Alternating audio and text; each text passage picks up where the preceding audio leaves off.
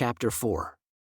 Rose got home later than usual that evening because she was working extra overtime during the busy tax season to get more money into savings. By the time she'd eaten dinner, it was after 8 and she was exhausted, having gotten up at 5 so she could work out before work. She was just settling down for the evening when she heard a knock at her door. She frowned, wondering who it could be as she walked over and opened it. She looked out the peephole and saw Alex standing there. Why was he here? Rose opened the door with a questioning look on her face. "Hi," she said. She really hadn't expected to ever see him again. She didn't think to invite him in and just stood staring at him. Alex leaned down and kissed her cheek and asked, "May I come in for a minute? I know you weren't expecting me, but I want to talk to you for a bit." She stepped aside and let him in, closing the door behind her. "I didn't think I'd see you again," she told him. "What? Why didn't you think you'd see me again?" he asked, bewildered.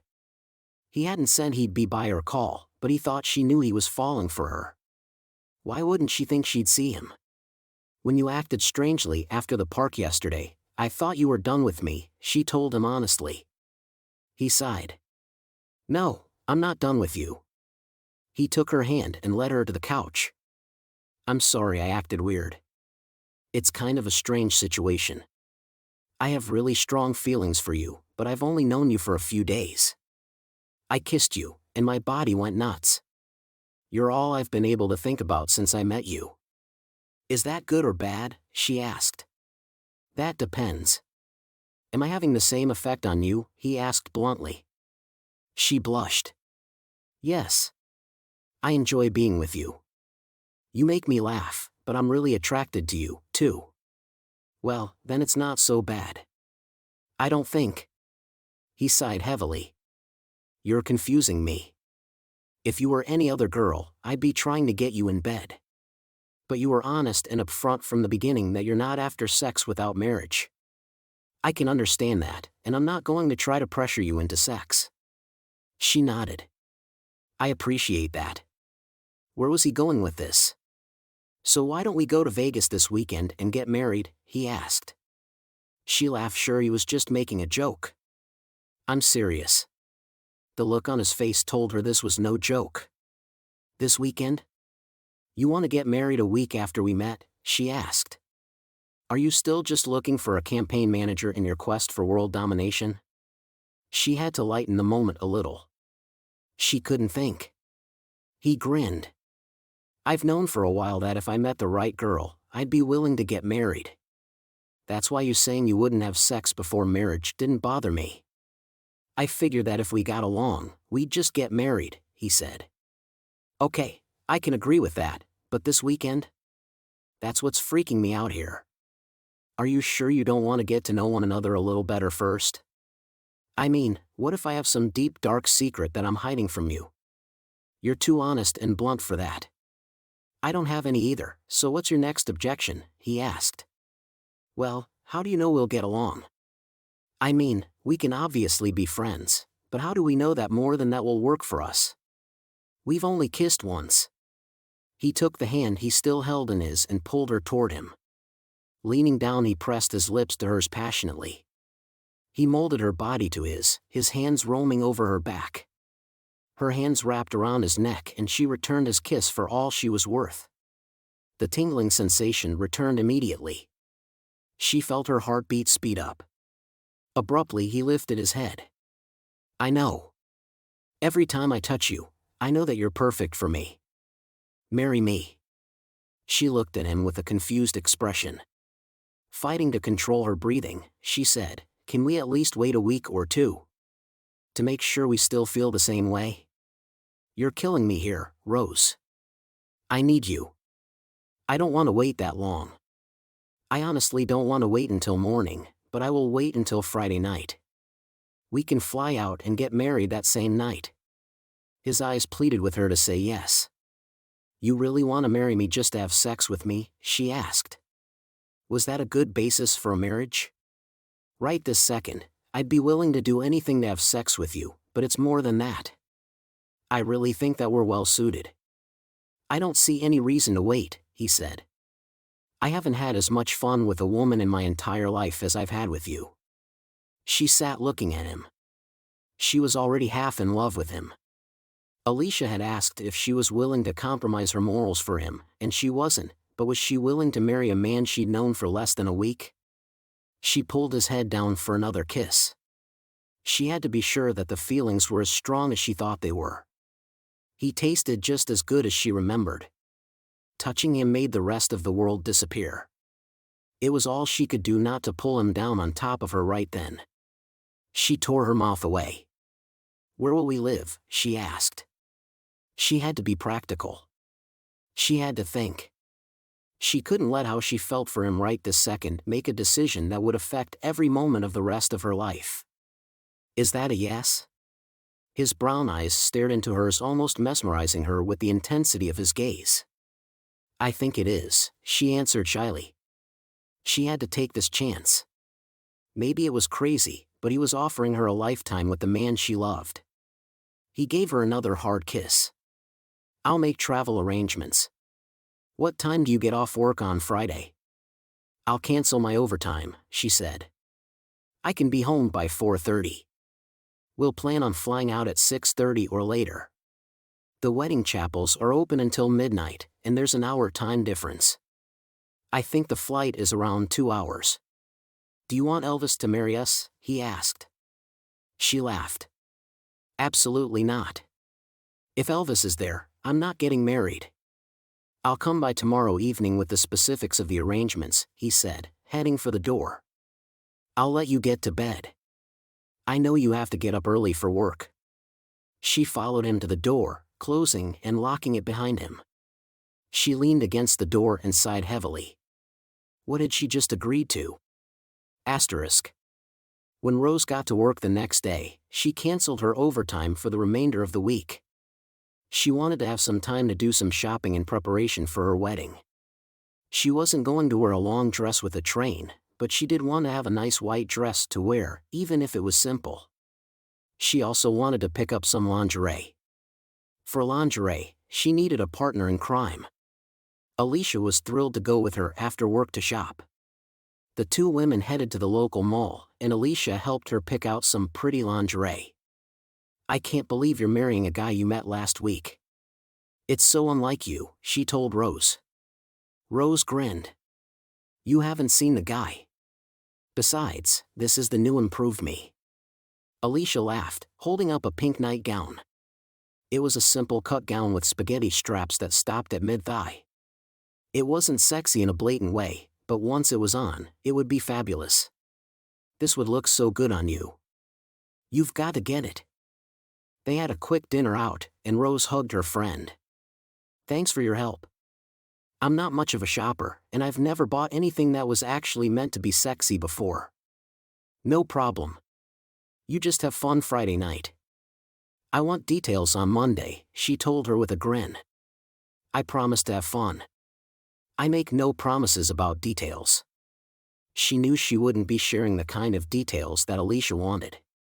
Some things were meant to be between husband and wife and no one else. Asterisk. By the time she got home from work on Friday afternoon, Rose was a bundle of nerves. Alex had said that everything was set for the ceremony. They would take a taxi from the airport to the courthouse and then to the hotel. A limo would pick them up from their hotel to take them to the chapel. After the short ceremony, the limo would take them back to their hotel on the Las Vegas Strip. She had her carry-on packed and her dress in a garment bag. They planned to return Sunday afternoon. They'd both taken Monday off work, so they'd have a day to get everything set up like they wanted it. Rose had another month left on her lease, and Alex's lease was up. They decided to combine apartments and would start looking for a home. When Alex arrived, he gave her a quick peck on the cheek, grabbed her bags and carried them out to a minivan. He'd arranged for his brother-in-law to drive them to the airport and pick them up on Sunday. As she slid into the van, she noticed the toddler sitting in a car seat in the very back seat. She took the middle seat with Alex. Alex made quick introductions. "This is my kid sister, Sarah the Brat, and my brother-in-law, Clark, and my nephew, Justin." He paused for a moment. "And this is Rose." Sarah turned around in her seat to get a better look at Rose. "I'm so excited to meet you. I can't believe that you and Alex are getting married. How long have you been seeing each other?" Rose started to respond, but Sarah kept talking without pausing for breath. "Mom is going to hate it that she didn't get to meet you before the wedding, but I'm glad I get to. I'm supposed to call her as soon as I get home and tell her all about you. Where are you guys staying? On the Strip? Or in downtown? Do you plan on finding a house in Arlington, or are you looking to move away from here? I'm so glad that I'll finally have a sister. Alex is a big pain, but he's a good brother, so I guess I can put up with him. You need to have a baby right away because Justin needs cousins. It's so fun to have a lot of cousins, don't you think?" By this time Rose's head was starting to spin. She waited for a moment to see if Sarah was expecting a response. When she didn't say anything else, she said, "A week, the Strip, I'm not sure, and yes." Alex and Clark burst out laughing at the same time. Sarah grinned at Rose. "You kept up with me. I can see we're going to be great friends as well as sisters." Sarah was a petite brunette, who looked to be in the advanced stages of pregnancy. "Alex didn't mention you were having a baby." She glared over at Alex. "Why wouldn't he tell her that?" Sarah shook her head and sighed. "Alex is a man. It's not his fault, and we just have to forgive him for his inadequacies." Rose looked over at Alex and grinned. "So far he seems pretty great to me. Of course, my mother told me at least 100 times on the phone this week that you never know a man until you've lived with him. She said he's going to leave globs of toothpaste in the bathroom sink, and it will drive me insane.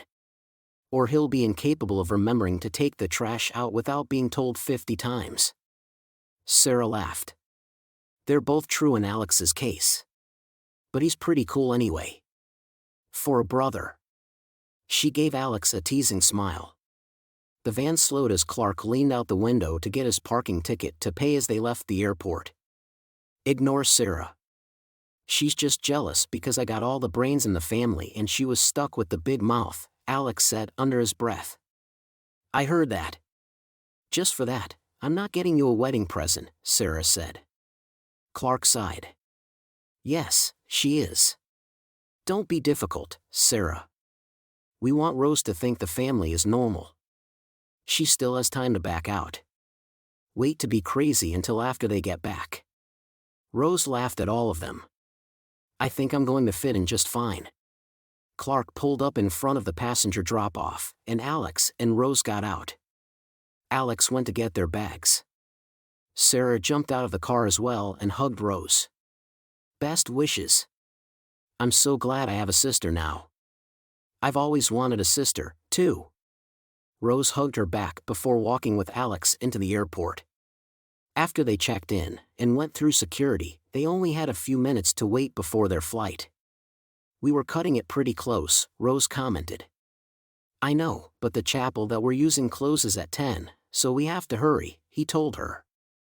I'm not upset about it. I was just commenting, Rose was extremely nervous around him today. She hadn't been before, but she knew it was the fact that she'd be sleeping with a man she'd only known for a week and a few hours. Alex could see her nervousness on her face. I'm glad we're getting married tonight, he told her. She nodded solemnly. I am too. I'm just really nervous. Are you nervous about the ceremony or about making love for the first time? He asked her. Making love, she responded. I love being in front of people. I don't know if I'm going to love sex. I understand. Don't worry about the sex part, though. It's my job to make sure you love it. Chapter 5. The 2-hour flight seemed to fly by. She'd put a book in her purse, just in case, but found that she didn't need it. She and Alex spoke softly as they talked about what they were each looking for in the house that they would soon start looking for. Rose brought up the possibility of Alex designing their home, and he hesitated. I'd love to do it, but it would mean a much longer process. We would need to keep renting for another year or two, he said. I wouldn't mind that. We could move to a bigger apartment, since we're planning on moving anyway, and then move again when our house was ready. Is that something that you'd really like to do? She asked. I've always wanted to custom design my own home. I really thought that you'd want to be in a home faster than I could put us there by designing it myself, though. And it always felt weird trying to put something together when I knew that someday I'd end up married, and my wife may not have the same taste as I do. She nodded, considering. I really think that I'd rather live in something that you created just for us, if you don't mind waiting. I'd love to raise our children in a house that I knew you had designed just for our family. He quirked an eyebrow. Children? How many are you planning on having? We haven't discussed that. She shrugged. I hated being an only child. I don't want any kid to have to feel alone like that. So I'm thinking 20 or 30 would do it, she said. He coughed. That may be a few too many for me. How about one? She recognized his need for negotiation and got down to it. How about 20? He grinned. 2. 15? 3. 10? 4. And I'm not going any higher than 4, he said. She glared. 6. That's my final offer. 5, then. He sighed. What am I going to do with 5 kids? Secretly, he loved the idea of a big family. A houseful would thrill him. Love them, she responded quickly. And I'll pray the last one is sextuplets, and then I get my 10. He laughed. Don't be devious. She smiled at him. We haven't discussed birth control. Do you want to start a family right away, or wait a while? Well, if we're having 5, we'd better start right away. We need to be young enough to enjoy them, he said with a grin. That's what I was thinking, she snuggled closer to him. They had lifted the armrest between them for more room, and she found it convenient for being close on the plane as well. As soon as they landed, they got a taxi and went straight to the courthouse. The taxi driver took it in stride that a couple would get off the plane and immediately get married. Happens all the time here, he told them. Did you bring friends and family, or are you going it alone? It's just us, she said. We don't want to waste our weekend entertaining when all we really want to do is be alone. The driver laughed. I think everyone should get married that way. I wish my wife would have agreed to something like that instead of us starting our marriage thousands in debt for a party. They got their marriage license, and then headed back to the hotel to change. It felt odd to be changing in the room they were going to be spending the night in, but it wasn't a big deal. She didn't believe that it was bad luck to be seen by the groom before the ceremony anyway. The ceremony itself was short and to the point. The photographer handed them their CD of wedding photos, and they headed back to the hotel in the limo provided.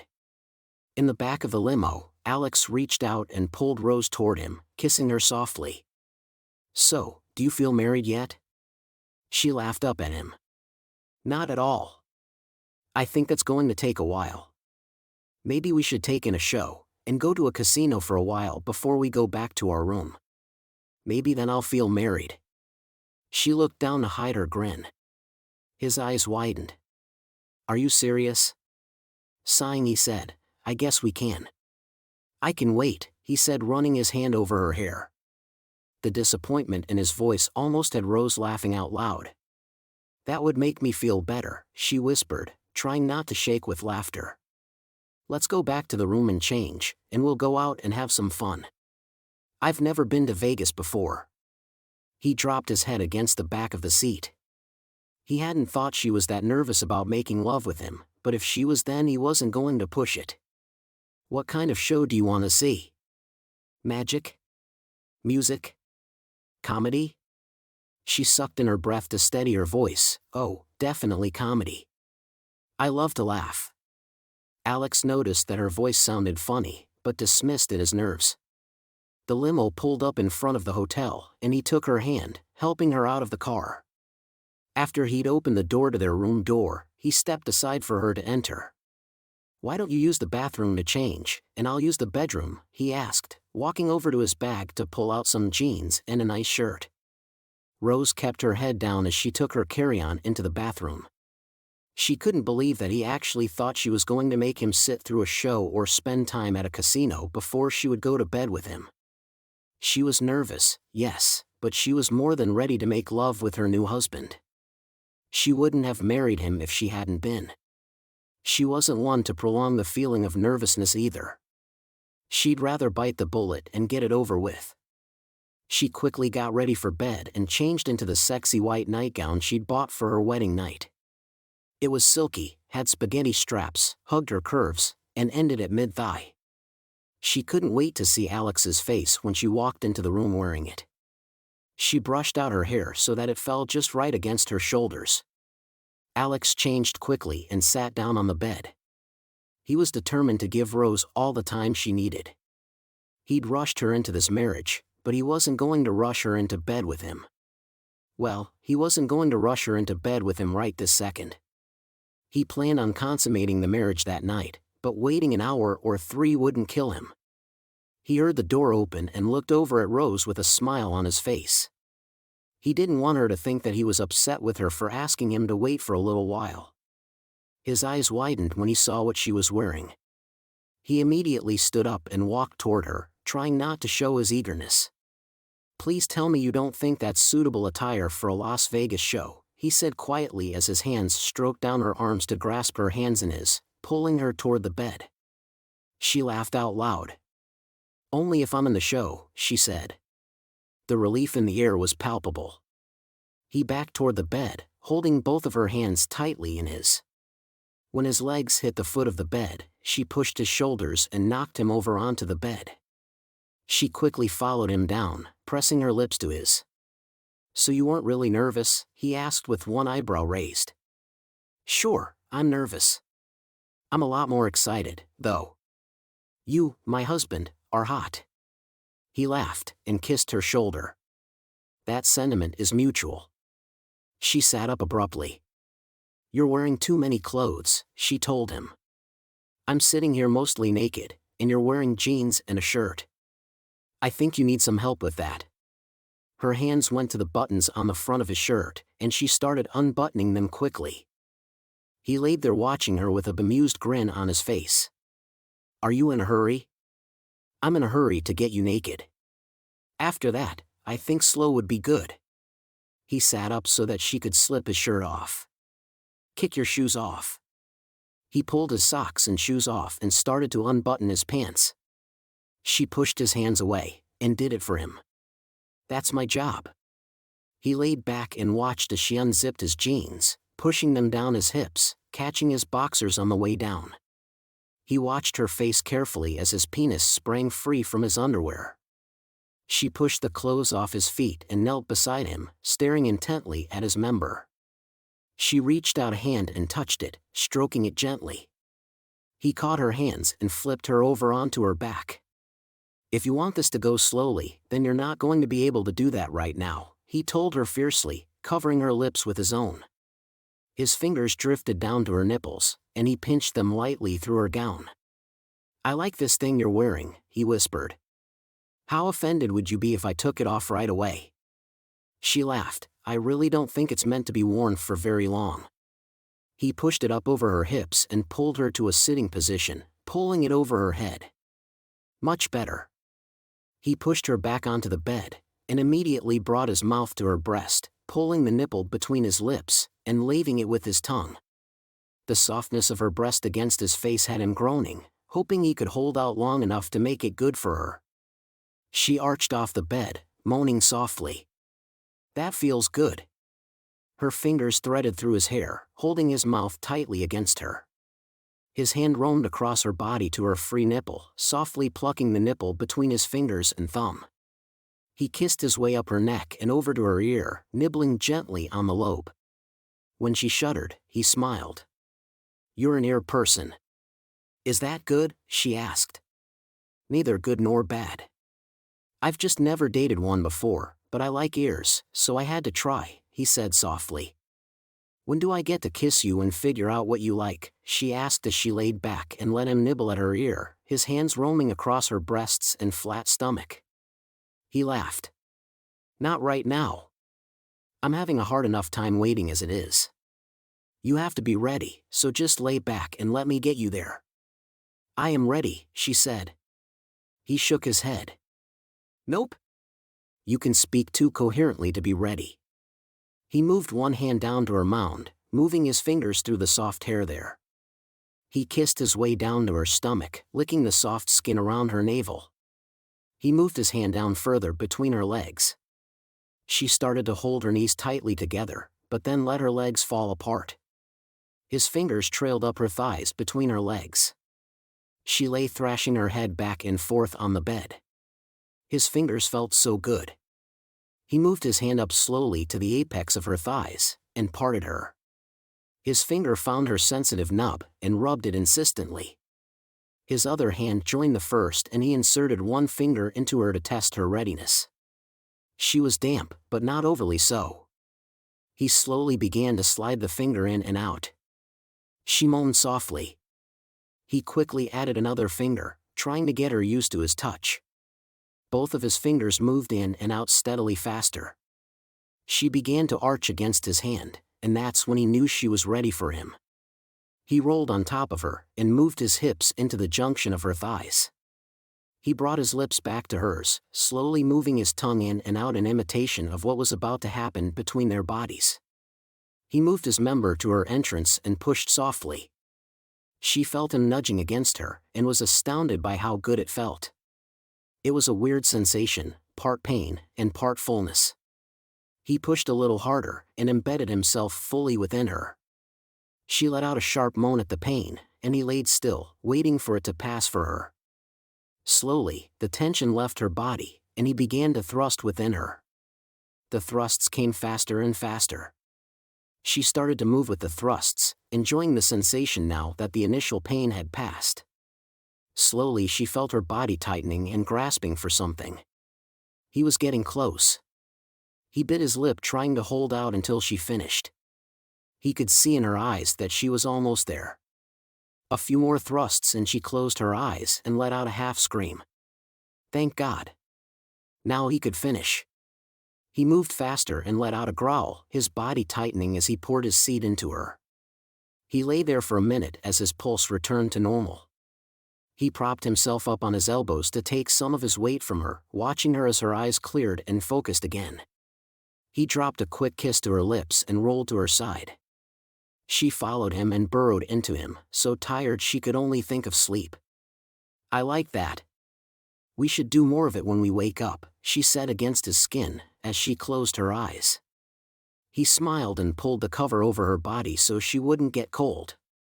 His little virgin bride had more than surpassed his expectations. He couldn't wait to see where the next few days would lead. Rose woke to strange sensations the following morning. Something was tickling her nipple, so she slapped it away. There was a hand on her stomach. That wasn't right. Slowly she opened her eyes. Oh. Good morning. He laughed. Couldn't figure out who was touching you for a minute there, could you? The humor on his face had her laughing at herself. I'm not used to sleeping with anyone. I couldn't figure out what that was, she told him.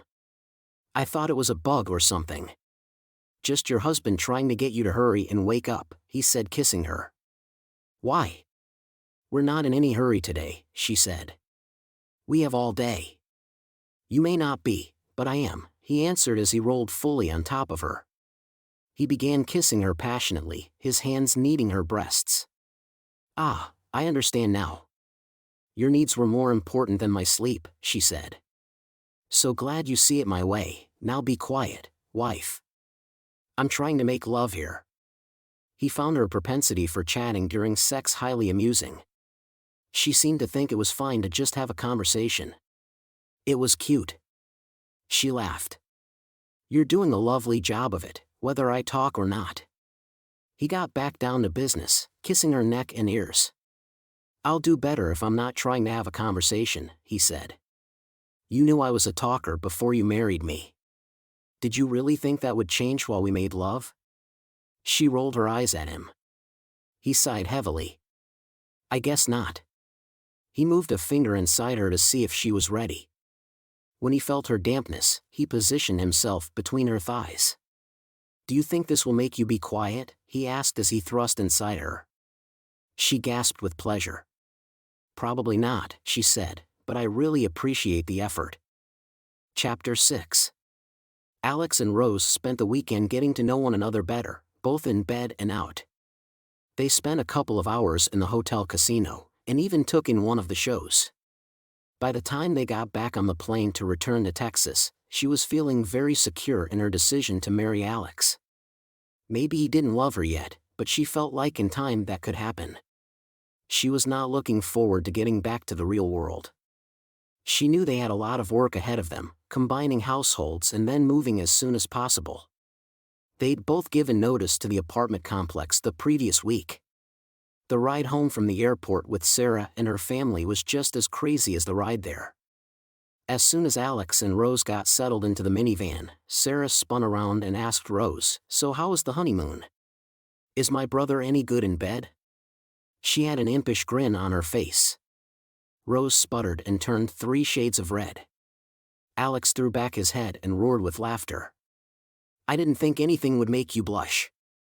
Rose turned on Alex. "You do realize that your sister just asked me if you were any good in bed, right?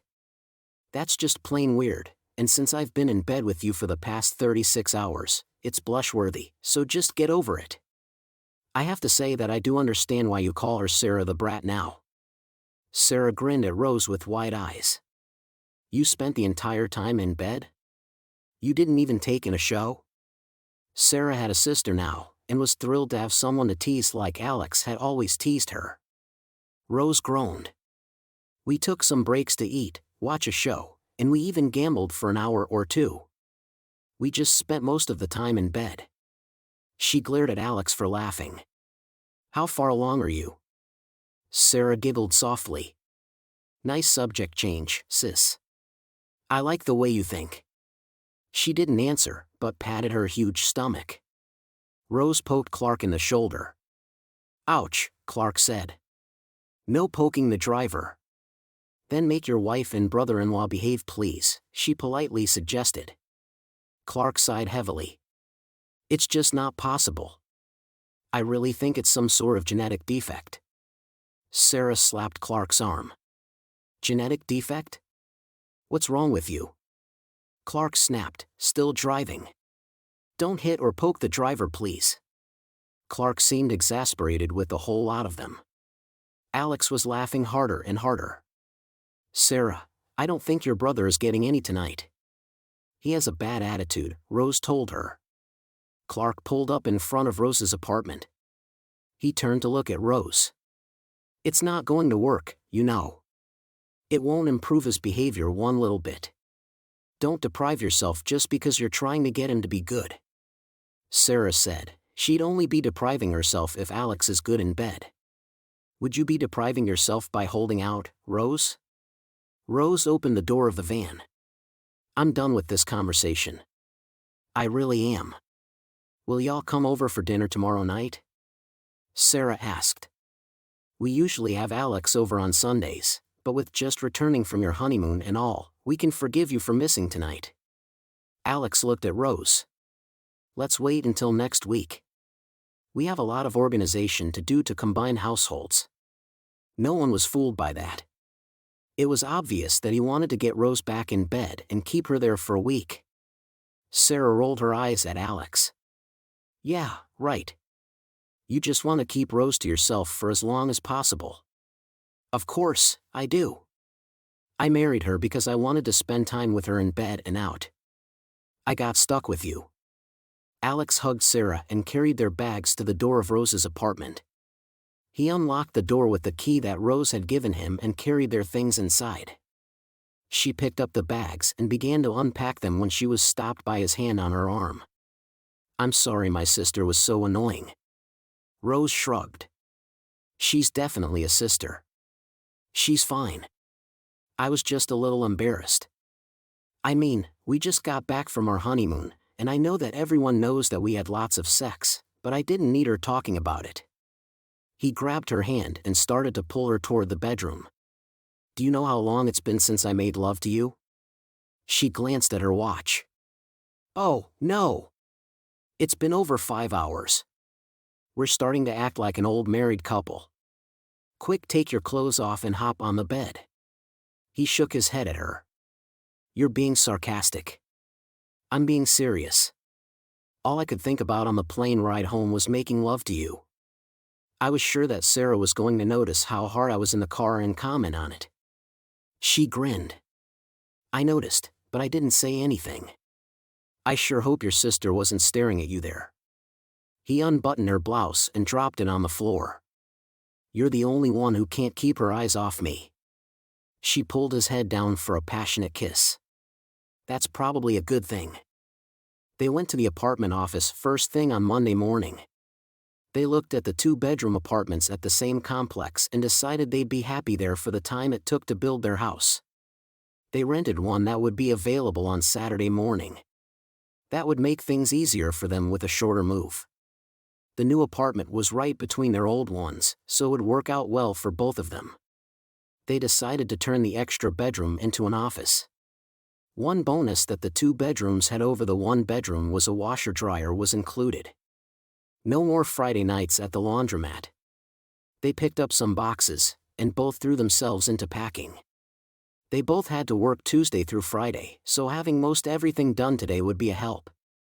Alex got several of his employees to agree to help with the actual move on Saturday. That night they made sweet love. Rose wasn't looking forward to being away from Alex for the first time since their wedding on Tuesday, but knew that they'd have to go back to the real world. Tuesday morning Rose fixed breakfast for the 2 of them. She usually just had cereal, but now that there were 2 of them, she cooked pancakes. She ran out the door to make it in time to work out before work. She was glad that Alex was an early riser as well, because she needed to be out of the apartment by 6 o'clock. When she got to work, she saw a huge "Congratulations" banner strung across her cubicle. There were balloons tied to her chair. Alicia popped her head up as she sat down in her decorated cube. Do you like it? Alicia asked. She was looking at her speculatively. Yeah. Was this your doing? Not the cube. Sex. Do you like sex? Rose just laughed. I told you no details would be given. She had known Alicia would be asking, though. Was it hard to come back to work this morning? Alicia asked. Very. It had been the hardest thing she'd done in a long time. Then you do like it? Let me see your ring. Rose held her hand out to show off her ring. I think he did good. Alicia nodded. It's beautiful. It was a simple band with 3 small diamonds. We're having a party for you this afternoon. During tax season? You're kidding. Nope. I talked Colleen into it. She may be a dragon, but she's a romantic. She loved the story of you guys meeting and getting married a week later. So do I for that matter, Alicia responded. How was your weekend? Rose asked, trying to get the conversation off of herself. It was great. I met this guy. I decided to do laundry on Friday night to see what would happen. I mean, it did work for you. I met no one. So Saturday night, I went to this great nightclub. I met this great guy. He rocked my whole world. And my bed. Rose rolled her eyes as usual, but for once she understood the appeal of sex. Well, she understood the appeal of sex with someone you love. She couldn't imagine being so intimate with a stranger. She slipped her headset on and signed into her phone ready for her day. By the time 6 rolled around, Rose was exhausted. It wasn't just that she was working a lot of overtime. She always worked as much as she could get. Now she was getting a lot less sleep. It would all be worth it, though. They ordered a pizza and took a packing break to eat after 8. She usually was in bed by 9 because of her early mornings, but that wasn't going to happen anytime soon. She yawned as she finished packing up her bedroom. They'd be moving over to pack up his place tomorrow night. He kept telling her that hers was easier to pack because it was cleaner, but she hadn't been in his yet for comparison. They finished packing up everything but a last few essentials before heading to bed after 11. She was so tired she couldn't see straight and fell asleep as soon as her head hit the pillow. He came in from the shower and looked down at her. He sighed. There was no way he could wake her up to make love to her. He'd have to let her sleep. He would love to wake her, but she was working so hard trying to get them moved in together. Stripping, he climbed into bed and pulled her into his arms, kissing her cheek. If he couldn't make love with her, he could hold her while they both slept. They went to the apartment office first thing on Monday morning. They looked at the 2-bedroom apartments at the same complex and decided they'd be happy there for the time it took to build their house. They rented one that would be available on Saturday morning. That would make things easier for them with a shorter move. The new apartment was right between their old ones, so it would work out well for both of them. They decided to turn the extra bedroom into an office. One bonus that the 2 bedrooms had over the 1 bedroom was a washer-dryer was included. No more Friday nights at the laundromat. They picked up some boxes, and both threw themselves into packing. They both had to work Tuesday through Friday, so having most everything done today would be a help. Alex got several of his employees to agree to help with the actual move on Saturday. That night they made sweet love. Rose wasn't looking forward to being away from Alex for the first time since their wedding on Tuesday, but knew that they'd have to go back to the real world. Tuesday morning Rose fixed breakfast for the 2 of them. She usually just had cereal, but now that there were 2 of them, she cooked pancakes. She ran out the door to make it in time to work out before work. She was glad that Alex was an early riser as well, because she needed to be out of the apartment by 6 o'clock. When she got to work, she saw a huge "congratulations" banner strung across her cubicle. There were balloons tied to her chair. Alicia popped her head up as she sat down in her decorated cube. "Do you like it?" Alicia asked. She was looking at her speculatively. Chapter 7. The following day, Rose canceled her overtime for the remainder of the week. She needed to get off work at 4 if they were going to get his apartment finished before Saturday, unless he was greatly exaggerating the mess they were facing. He picked up dinner on the way home and they ate, and then headed to his place. She steeled herself for the mess she feared was waiting. She wasn't a neat freak, but she didn't tend to like huge disgusting messes, and that's what she feared she was facing. After he'd opened the door, she was stunned to see just how bad the mess was inside. Sarah was right. He was a slob. He'd been good about keeping things picked up after himself at her place, but maybe he was just trying to keep from offending her. Would she still have married him if she'd seen this first? Yeah, she would have. But she'd have grumbled a bit. He had the same floor plan she had, but his apartment was flipped from hers. She sighed heavily. "Garbage bags?" He grinned at her. "Under the kitchen counter. I told you I was a typical male. This is worse than typical. This is pathetic." She shook her head and headed into the kitchen. "Do you want me to start in the kitchen or the bedroom?" "The bedroom doesn't have as much trash, so you start there." "I'll work out here," he answered, dropping a kiss on her cheek. She walked into the bedroom and looked around. The sheet was at the foot of the bed. The blankets thrown on the floor. There was dirty laundry everywhere. She turned around to look at him as he followed her. "What?" "I've never made love to you on my bed. I thought maybe we could take a little break." She laughed. "We haven't even started yet. I can't make love on a bed with no sheets." He walked to the closet and pulled out a sheet. "I can make the bed." "You're crazy. This place is going to take a solid month to clean, and that's only if we can put our hands on a bulldozer." He ignored her as he put the sheet on the bed. He grabbed her hand and tugged her toward it. "Alex, I didn't get to make love to you last night."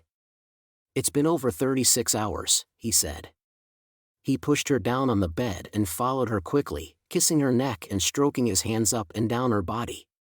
He slipped his hands under her shirt and rolled her nipples between his fingers through her bra. She half-heartedly pushed at his shoulders, wanting to get everything done, but wanting desperately to make love with him. Lust won out. She gripped his shoulders and tilted her head to the side to give him better access to her neck. After that, she lost the ability to think. By the time she recovered, she was lying naked beside him with her head resting on his shoulder, both of them breathing hard, and feeling extremely content. She lay there for a minute and finally sat up. "We've got to get to work. Stop distracting me." She stood up and pulled on her sweatpants and t-shirt, skipping the bra and panties. She taped up the bottom of a box, grabbed a big black trash bag, and went into his closet to start packing. He stayed on the bed for a minute longer and then got up. He pulled on his jeans and went into the kitchen and started clearing away the trash. Rose had her hair pulled back into a ponytail as she worked. She was amazed at the amount of stuff he had crammed into his closet. She sorted through his clothes as she went and threw away everything that was too stained or torn to wear. It looked like he'd just taken to piling clothes that were no longer wearable in a corner of the closet. She finished the shelves in the closet and moved on to the nightstand. She raised an eyebrow as she found an unopened box of condoms. She'd known he wasn't a total innocent, but was surprised to find them in his drawer. At the bottom of the drawer, she found a photograph lying face down. She stared at the picture. It was a woman. She had red hair and laughing brown eyes. She was probably in her mid-20s. Based on the clothes she was wearing, the picture had been taken within the last few years. She definitely wasn't Sarah. So who was she? She laid the picture on the bed, and continued packing, deciding she'd ask Alex about the picture later. She continued plowing through, packing 8 boxes in his bedroom, before going out into the kitchen and living area. "I'm done for the night. I just can't do anymore. I need sleep." She looked around the room. She was amazed at how much he'd gotten done in the time they'd been there. All of the trash was picked up. He had packed 4 boxes himself. "You've gotten a lot done," she told him, impressed. "We might make it. I'd like to have everything completely moved and the old apartments cleaned out by Sunday evening," he said. "That would be nice," she responded. "I found your condoms, by the way." He had the grace to look embarrassed. "Maybe I should have taken the bedroom," he said. "Maybe you should have. I have a question for you." "What's that?" He looked wary. What else could she have found? She walked into the bedroom and he followed. She handed him the photo she'd found. "Who's this?" He took the picture and stared down at it. "Where did you find it?" He was trying to stall for time. He knew right where she'd found it. "In your nightstand." She watched his face carefully. He looked sad. "Who is she?" He shrugged. "Just someone I used to know." She waited for him to say more, but when he didn't, she picked up her bra and panties and balled them up in her hand. "Are you ready to go back?" She wasn't sure why it hurt so much that he didn't answer her questions. He hadn't lied about how he felt about her. He'd made it clear that getting married was for sexual reasons and sexual reasons only. It still hurt. He dressed and they walked back to her apartment together. Neither of them said anything. She noticed that he was still clutching the picture that she'd shown him. When they got back, he got in the shower, and she changed into a sleep shirt and climbed into bed. She couldn't believe that she could feel more alone with him in the next room than she had in all the years she'd been single. She turned her back to the bathroom door, and lay staring at the wall, tears slowly falling. Alex didn't even look to see if she was awake when he got out of the shower. He just got into bed and turned his back to her. They finished up the packing Thursday night, and she spent Friday at the laundromat as always. She washed his clothes along with hers, reading while waiting for the loads to wash and dry. He spent the night loading boxes into the back of his truck so that they'd be ready to unpack first thing in the morning. She hadn't asked about the photo again, and he hadn't brought it up. She had no idea what he'd done with it after they returned to her apartment. There was a new tension between them. She wasn't sure if it was in her mind, but it certainly didn't seem to be. He wasn't nearly as affectionate as he'd been. He seemed to have retreated to the other side of an invisible wall that she couldn't get behind. Whoever the woman was, Rose knew that she meant a lot to Alex. Why hadn't he married her? She looked up as he joined her in the laundromat. "Hi." He smiled absently and walked over to kiss her cheek, hoisting himself up on the counter next to her. "I've got the truck completely loaded. We'll be able to drop it off as soon as we sign the papers on the new apartment in the morning." She looked up at him, admiring how he looked with his 5 o'clock shadow across his cheek. She missed the emotional closeness they'd had until she asked him about the photo.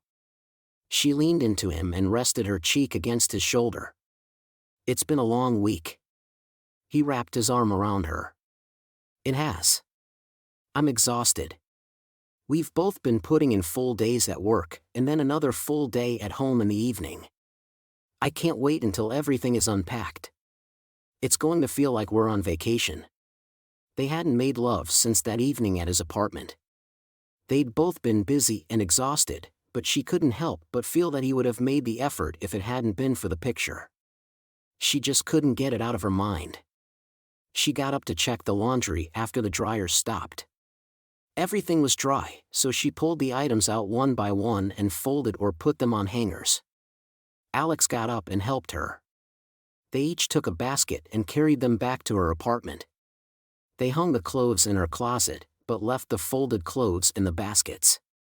They'd just move it that way the following morning. She changed into her nightshirt and climbed between the sheets as he showered. She lay awake reading, waiting for him.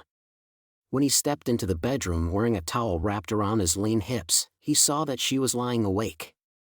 He dropped the towel and climbed between the sheets beside her. She put the book onto her nightstand and turned to him. She reached out a hand tentatively, touching his shoulder, wondering if he'd take that as the invitation she intended it to be. He brought her hand to his lips and kissed it softly. He pulled her to him and ran his hands over her soft curves. He made love to her sweetly, but something seemed to be missing to her. He touched her and kissed her and loved her, but there was just something different that she couldn't put her fingers on. For the first time, she didn't fall asleep in his arms after. Chapter 8. The move went smoothly. They were finished by early afternoon on Saturday, and both apartments were cleaned and keys turned in by late Sunday morning. Alex and Rose drove to Sarah's house in the south part of Arlington that evening. When they arrived, Alex joined Clark in the living room playing with Justin. Rose wandered into the kitchen to help Sarah with the meal. She was in the process of peeling a small mountain of potatoes and Rose picked up a knife to help her. "Why don't you look happy?" Sarah asked. Rose shrugged. "I'm just tired. We orchestrated a move and packed millions of boxes in a week. Just cleaning Alex's apartment was the work of 8 women." Sarah laughed. "It was awful. I know. Before Justin was born, I used to go over and clean it weekly. After he came along, I just didn't have the time anymore." She cut up a couple of potatoes and plopped them into a huge pot of hot water. "That's not what I meant though. You do look tired, but there's sadness there, too. What's wrong in honeymoon land?" Rose fought an internal battle. Should she ask Sarah about the picture? Or should she just wait for Alex to tell her what happened? She needed to know. Maybe what she found out wouldn't be a good thing, but anything had to be better than not knowing anything at all. "When we were packing up Alex's apartment, I found a picture," Rose told her. The way Rose spoke told Sarah who it was, but still she asked. "Red hair? Brown eyes? Beautiful?" Rose nodded. "Who is she?" "Her name was Becky." Sarah looked down as she answered the question. Alex should have told Rose all of this. But he hadn't, and Rose had a right to know. "Was?" Rose raised an eyebrow. "She was killed in a car wreck 2 years ago." "Was she Alex's girlfriend?" Rose asked. "She was his fiancée. She died a month before the wedding." "She was hit by a drunk driver," Sarah said. Rose looked down. "He still loves her." Rose had known from the moment that she asked about the photo that he loved the girl in it. He'd have talked about it otherwise. Sarah shook her head. "He wouldn't have married you if he still loved her. He wouldn't have done that. He spent a long time not able to even smile, but in the past year he's been laughing and joking again." He hadn't mentioned another woman until he came here 2 weeks ago. He was so distracted. I kept teasing him about being Twitter-pated. Like in Bambi.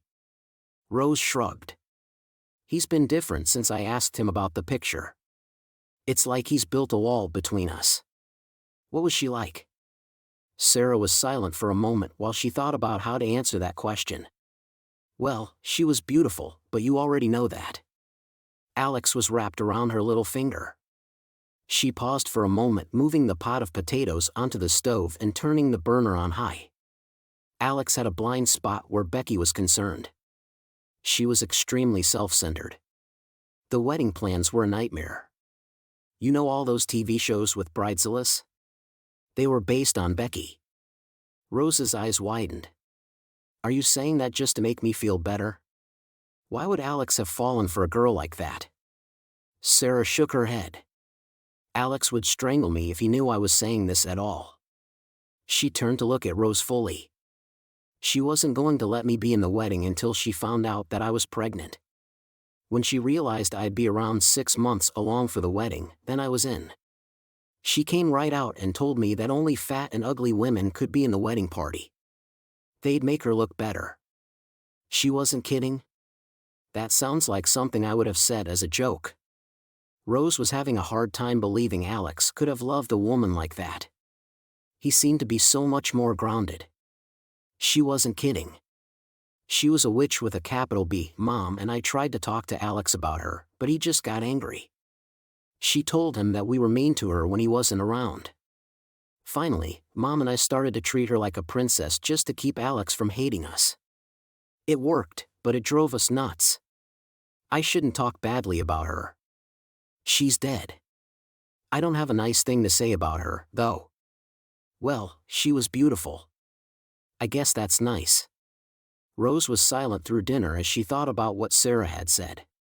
As the two women did dishes together after the meal, Rose said, "Please don't tell Alex that I asked about Becky." Sarah shook her head. "I won't. If I told him that, I'd have to admit to what I said about her."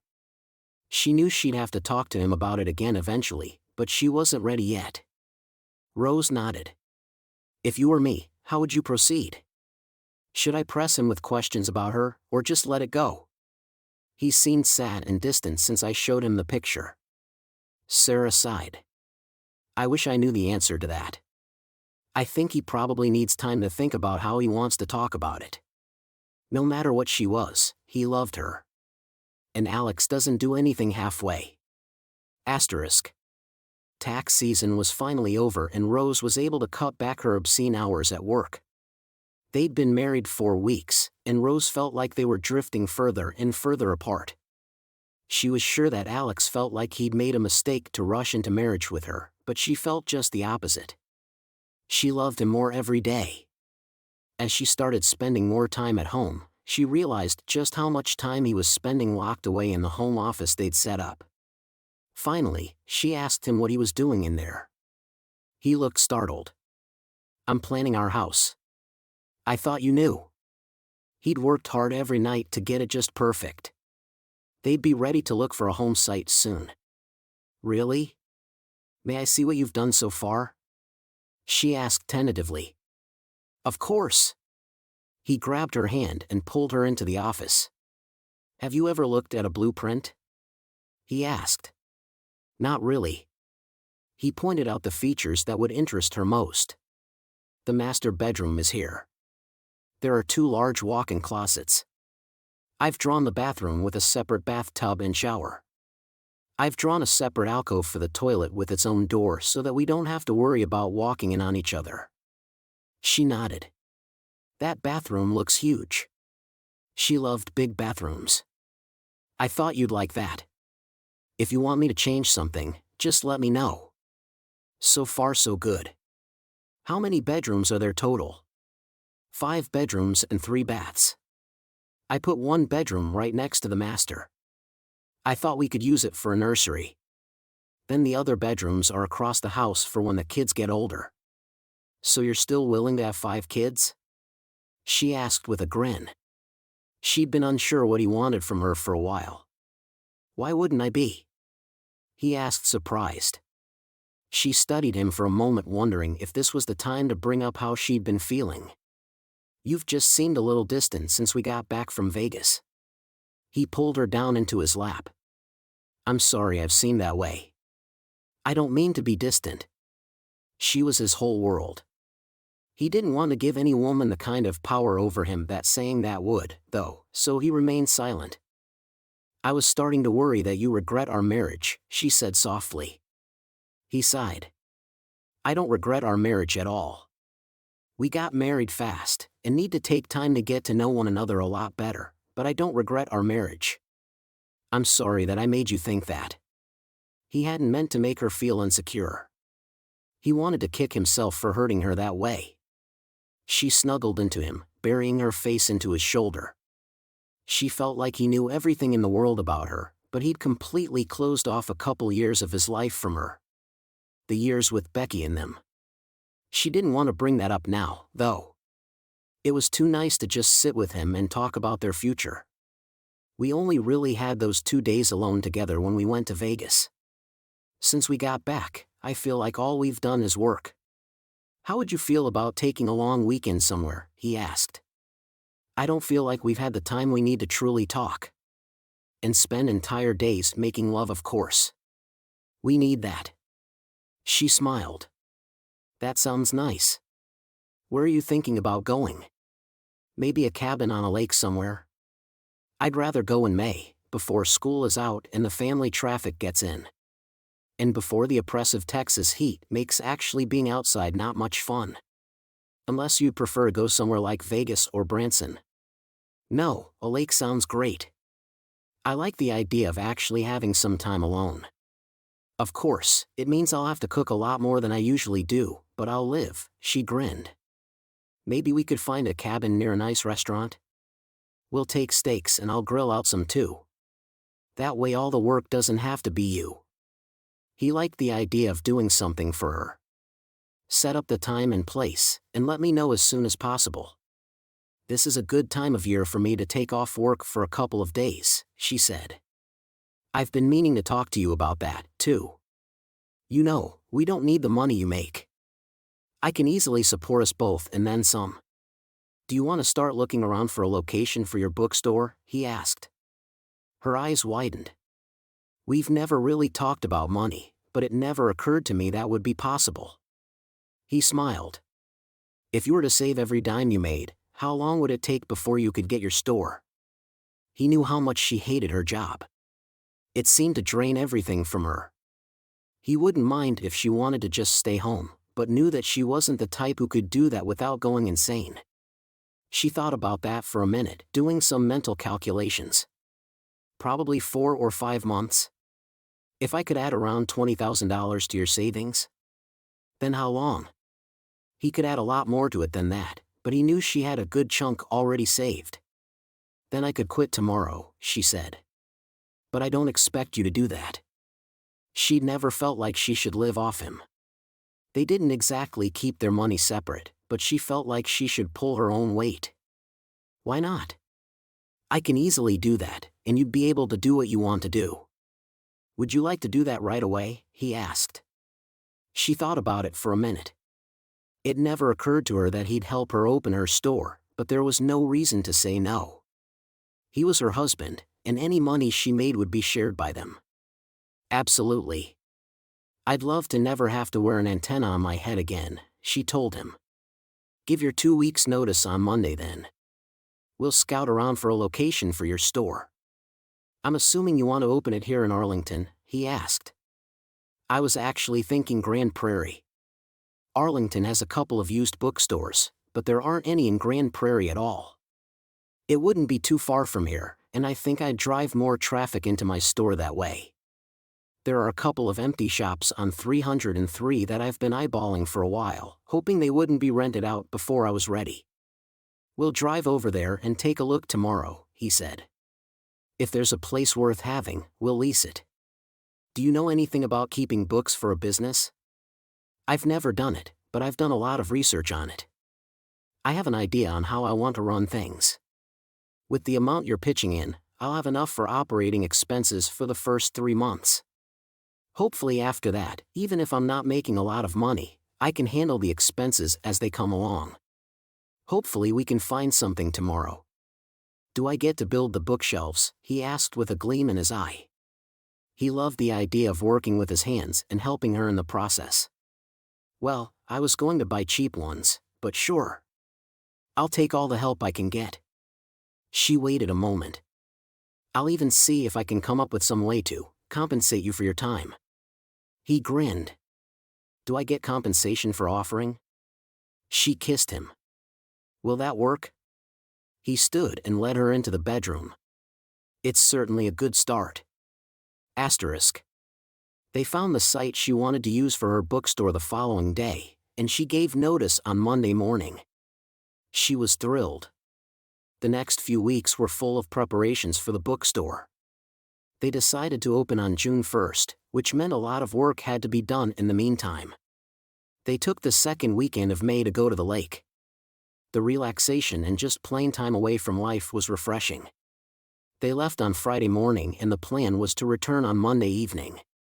They went to a cabin on Lake Fork about a 2.5-hour drive from Arlington. On Saturday morning, after a good breakfast, Rose finally broached the subject that she hadn't been able to get out of her mind. I want to talk to you about something, Alex. He looked up from the book he'd been reading while she showered. What's that? She took a deep breath. I talked to Sarah about the picture that I found in your nightstand. She told me about Becky. A shuddered look fell over Alex's face. What about her? I want to know if you're still in love with her. If you are, I don't see how we can make our marriage work, she said honestly. She'd thought long and hard about how she was going to bring this up, and had decided that the direct approach, while more painful at times, was the best approach in this case. Alex sighed. No, I'm not still in love with her. She's been dead for 2 years, and I'd just like her to stay that way. Will you tell me about her? Sarah gave me her opinion and her perspective on everything that happened, but I'd love to hear it all from you. You knew her best. Rose knew that now that he was starting to talk about it, she needed to press the subject until they got it all out in the open. He laughed at that. I thought I knew her best. Sarah and Mom both thought I was nuts to want to marry her. They kept telling me that she was a self-centered witch, but I just didn't see it. Not at first. It just kept making me angrier and angrier that they were so against her. She frowned. What happened to make you think they were right? He shrugged. It was never one big thing, more like a lot of little things. She always acted like my opinions were important to her, but when we made a decision together regarding the wedding, she would go behind my back and change it. She wouldn't let Sarah be in the wedding, which I really wanted, but then finally, when she found out that Sarah would be showing a great deal at the time of the wedding, she asked Sarah to be in it. One of her other friends was extremely overweight and lost over 50 pounds. Becky picked a fight with her and took her out of the wedding party. Rose looked at him contemplatively. She sounds interesting. She had known most of this from Sarah, but was glad to hear that he had seen it for what it was. Alex grinned. That is a huge understatement. He sat looking down at the paper for a minute. I thought about breaking it off, but felt like being engaged was a commitment. I didn't want to back out. Then I found out she was sleeping with a friend of mine. Well, a former friend. He came to me and told me he was in love with her and she was afraid to break it off with me. When I confronted her, she admitted it, but said it had all been a mistake. He'd pressured her into bed with him. Rose shook her head. I see. Did you believe her? I'd already noticed too many weird things about her story to believe her. I told her that I was done with her. She took off. 3 hours later I got a call that she'd been killed in a car crash. Hit head-on by a drunk driver. Apparently, she'd left my place and gone straight to a bar. She was hit on her way home. Her alcohol content was just barely under the legal limit. I don't know if she'd have been able to stop if she hadn't been drinking. Rose sat thinking for a minute. Why didn't you tell me about her? Why would I tell you about her? She's been gone from my life for 2 years. No one knew that we'd broken it off before the wreck, so I played the grieving fiancé. I had no desire to date again for a while. I wanted nothing to do with another woman who could mess with my mind the way she had, he said. Sarah thought you were grieving and hadn't been able to see past that to anyone else. He laughed. I did grieve for the life I thought I'd have with her. I thought I'd found the perfect woman. He knew he'd found the perfect woman now. Well, perfect for him, anyway. I'm sorry you went through that, she said. She walked over to sit beside him on the couch and stroked his arm. He turned to her. I've never told anyone the full truth of what happened between us. I just didn't feel like I wanted to dredge all that up again. She sat thinking about all he'd said for a minute. Why did you still have her picture? Every time I met a girl that I thought I wanted to start a relationship with, I'd get out her picture and look at it. It was my way of reminding myself what I didn't want from life. I don't want a Becky in my life. He ran his fingers along her jaw. I want a Rose in my life. I want someone who will give of herself and truly care about me. She turned her head and kissed the palm of his hand. I can't think of anyone I'd rather spend my life with. He lowered his head and kissed her. I thought that I was in love with Becky right up until a couple of months ago. And then I met this girl in a laundromat and knew almost immediately what love really feels like. What I felt for Becky was lust. I was in thrall of her beauty. But you, Rose, you turned my world upside down when you helped me sort my laundry and told me that you wouldn't have sex before marriage. She smiled, her whole face lighting up. I love you, too. I knew after our first date that I loved you. I wouldn't have married you otherwise. He pulled her close and hugged her tightly. I need you in my life. I'm sorry that I made you feel like I was still in love with Becky.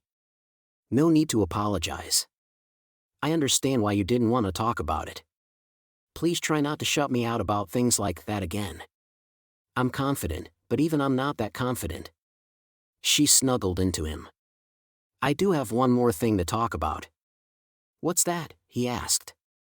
I saw the doctor Thursday morning.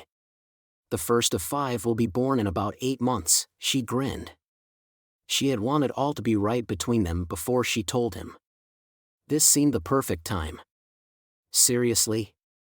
That was fast. Should you be doing all the work you're doing for the bookstore then? Should we put that off? He asked. I'm doing some interviewing this week for a couple of employees. With help, I'll be able to go to the doctor whenever I need to. All will be good. Of course, you'll have to give up your office and let me turn it into a nursery, she said with a grin. I can handle that. Just so you and the baby are healthy. Epilogue. Rose looked around the store with a stunned expression on her face. It was packed. She hadn't expected an opening anywhere close to this one. She decided to do have her grand opening on a Saturday, when she would have the most potential for traffic. Both of her employees were working today and Alex was helping out as well. It was taking all 4 of them to cover all the customers swarming through her store.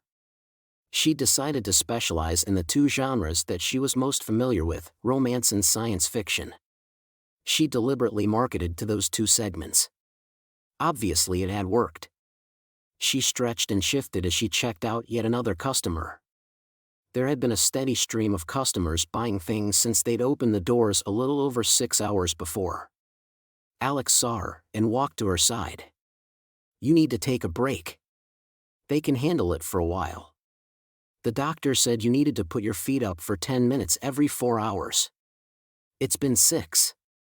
He signaled to one of her new employees to take the register. She nodded tiredly and headed into the back room. She'd made a small office space with a love seat so that she could rest when necessary. Alex followed her in. She smiled up at him. This is so much more than I ever dreamed it could be. She sat down on the love seat and rested her feet on a small ottoman. Thank you so much for being so supportive. I promise I won't make you come in and work every Saturday. He sat next to her, pulling her into his side. On Saturdays that I don't have to work, if you're working, this is where I'll want to be.